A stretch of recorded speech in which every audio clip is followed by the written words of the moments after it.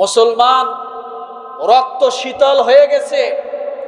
আজকে আমার দেশে থেকে, মুসলমানের দেশে থেকে মুসলমানের একজন বীর সন্তানকে এভাবে হত্যা করবে বটি দিয়ে, এটা কোনোদিন মেনে নেওয়া যায় না।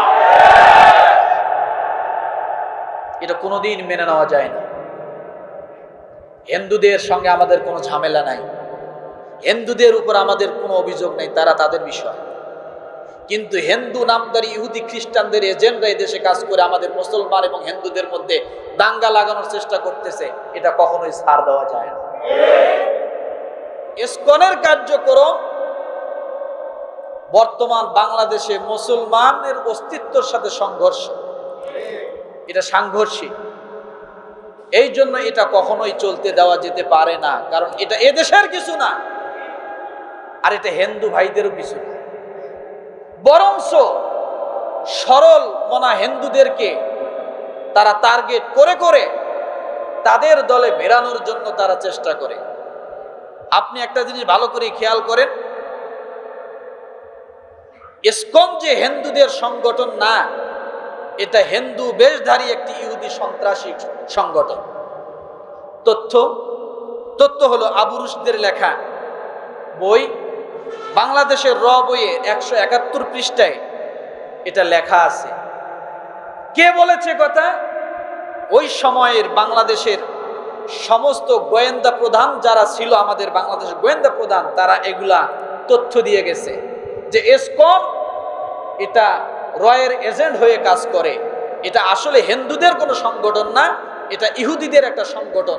এটা হিন্দুদের লেবাস ধরে এরা ইহুদি কার্যক্রম করতেছে, এরা সন্ত্রাসী কার্যক্রম করে।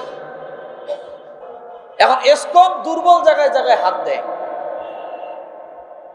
যেমন ঢাকা স্বামীবাগে তাদের একটা মন্দির আছে, আর ওই স্বামীবাগের আশপাশ সব হলো মেতরপট্টি। এই ইসকনের মন্দির আছে ঠাকুরগা, একবারে প্রত্যন্ত এলাকা। গরিব গরিব হিন্দুদেরকে বুঝায়, যেমন আমাদের সমাজে বর্তমান বিভিন্ন বেরাক টেরাক বিভিন্ন এনজিওরা আমাদের মুসলমানদেরকে একটা গরু দিয়ে ইমান নিয়ে যাইতেছে, একটা ছাগল দিয়ে ইমান নিয়ে যাইতেছে। ঠিক একই কার্যক্রম ওই ইহুদিরা হিন্দুদের বেশ ধরে হিন্দুদের পিছনে লাগে এই কাজগুলো করতেছে। বরঞ্চ এরা বরাবর এদের ইতিহাস তাকান, এরা সব সময় হিন্দুদের উপরে জুলুম করে করে মন্দির দখল করেছে। চট্টগ্রামে মন্দির দখল করেছে হিন্দুদের, ঠাকুরগাঁ পঞ্চগড়ে হিন্দুদের মন্দির দখল করেছে, ঢাকার মন্দির দখল করেছে এই ইসকনেরা। তাহলে এরা যদি হিন্দুদেরই সংগঠন হবে, তাহলে মন্দির আবার জোর করে দখল করে হিন্দুদেরকে মারে, এরা আবার কারা? আসলে সরল মনে হয় যে হিন্দু, এরা তো বোঝে না, এরা হুদাই লাফাইতেছে, এরা শুধু শুধু লাফাচ্ছে। আর এই যে বেচারা যে আছে, এ তো হলো একজন দুষ্কৃতিকারী, যাকে গ্রেফতার করা হয়েছে। এ হলো একজন দুষ্কৃতিকারী, একে তো ইসকন থেকে আগেই খারিজ করে দিয়েছে, ওকে বাদ দেওয়া হয়েছে। তারপর ওই লাল শালুক করা দেখলেই মনে করে ওইটাই প্রভু, এটা বলে হিন্দুদের প্রভু। প্রভু আবার জেলে যায়।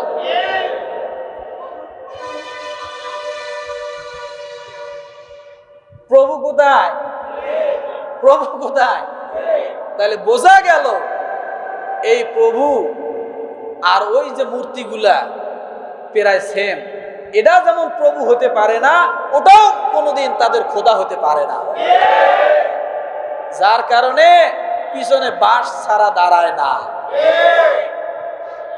কি ছাড়া? কি ছাড়া? বাঁশ ছাড়া দাঁড়ায় না। মনে রাখতে হবে। রাগ করতেছেন নাকি? অসত্য কিছু বললাম?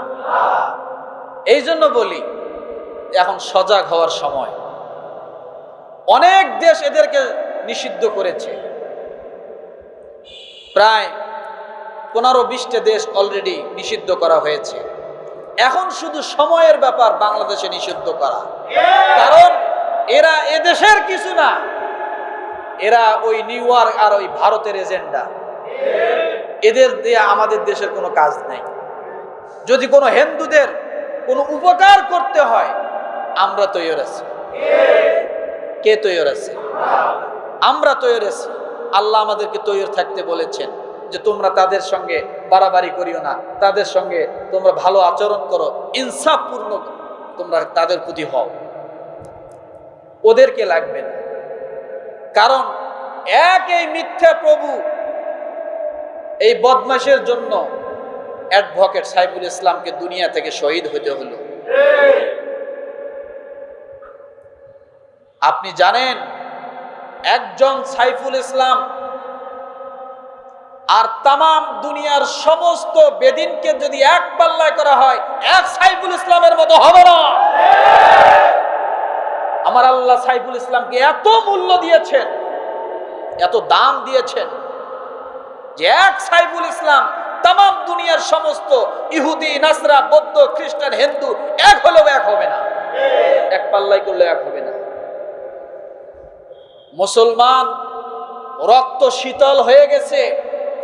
আজকে আমার দেশে থেকে, মুসলমানের দেশে থেকে মুসলমানের একজন বীর সন্তানকে এভাবে হত্যা করবে বটি দিয়ে, এটা কোনোদিন মেনে নেওয়া যায় না। এটা কোনোদিন মেনে নেওয়া যায় না। হিন্দুদের সঙ্গে আমাদের কোনো ঝামেলা নাই, হিন্দুদের উপর আমাদের কোনো অভিযোগ নেই, তারা তাদের বিষয়। কিন্তু হিন্দু নামদারি ইহুদি খ্রিস্টানদের এজেন্টরা এই দেশে কাজ করে আমাদের মুসলমান এবং হিন্দুদের মধ্যে দাঙ্গা লাগানোর চেষ্টা করতেছে, এটা কখনোই ছাড় দেওয়া যায় না। এটা কি করা যায় না? কখনোই ছাড় দেওয়া যায় না। কেন আপনি ছাড় দিবেন? আপনি জানেন আপনি কোন মুসলমান, আপনি কেমন মুসলমান, আপনি কোন নবীর উম্মত, কেমন নবীর শিক্ষা আছে আপনার কাছে, কেমন আল্লাহর কোরআন আছে আপনার কাছে।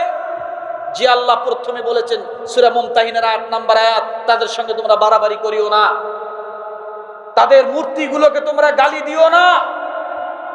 কে বলেছে কথা? ওই আল্লাহ বলেছেন ইন্নাদ দীনা ইনদাল্লাহিল ইসলাম। আমরা সেই ইসলামের ছায়াতলে আছি, আমরা সেই ইসলাম পালন করি, ওই শিক্ষা আমাদের আছে। আপনার রাসূল কি বলেছে দেখেন, কি শিক্ষা দিয়েছে দেখেন। জাবের ইবনে আব্দুল্লাহ রাদিয়াল্লাহু তাআলা আনহু থেকে বর্ণিত, তিনি বলেন আমরা রাসূলুল্লাহ সাল্লাল্লাহু আলাইহি ওয়াসাল্লামকে নিয়ে একটি রাস্তার নিকটে গাছের নিচে ছায়ার মধ্যে বসে আছি, রাসূলকে নিয়ে আমরা বেষ্টন করে বসে আছি। এমন সময় আমাদের পাশ দিয়ে একজন লাশের খাটিয়ে আমাদের সামন দিয়ে, আমাদের পাশ দিয়ে বহন করে কিছু মানুষ নিয়ে যায়। আল্লাহর নবী দেখেন খাটিয়ার মধ্যে একজন মৃত মানুষ দেখা যায়।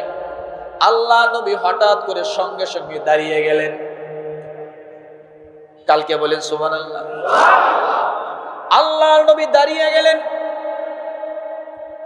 জাবির ইবনে আব্দুল্লাহ বলেন, ও আল্লাহর নবী, আপনি নবী হয়ে, রাহমাতাল লিল আলামিন হয়ে, আপনার মতো একজন ব্যক্তি হয়ে, নবী হয়ে, শ্রেষ্ঠ নবী হয়ে, মর্যাদা সম্পন্ন নবী হয়ে আপনি খাটিয়ার একটা মৃত মানুষ দেখে দাঁড়ালেন।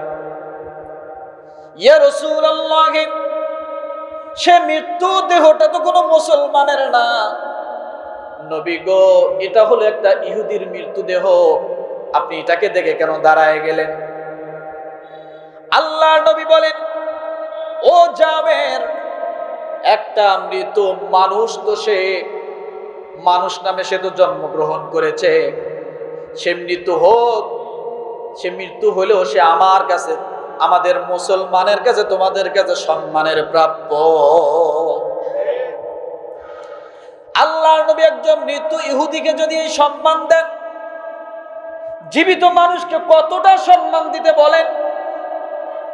ও মুসলমান, বুখারী শরীফ হাদিস নাম্বার 1311 নম্বর হাদিস, এই হাদিসটা আছে যে তোমরা লাশের প্রতি সম্মান দেখাও, সেটা ইহুদি হোক, খ্রিস্টান হোক, হিন্দু হোক অন্য জাতি হোক, কিন্তু সে তো একটা লাশ দুনিয়া থেকে চলে যাচ্ছে, তাকে তোমরা সম্মান দেখাও।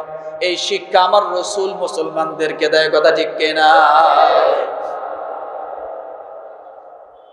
আমার ভাইরা, এই গেল একজন রসুলের কথা।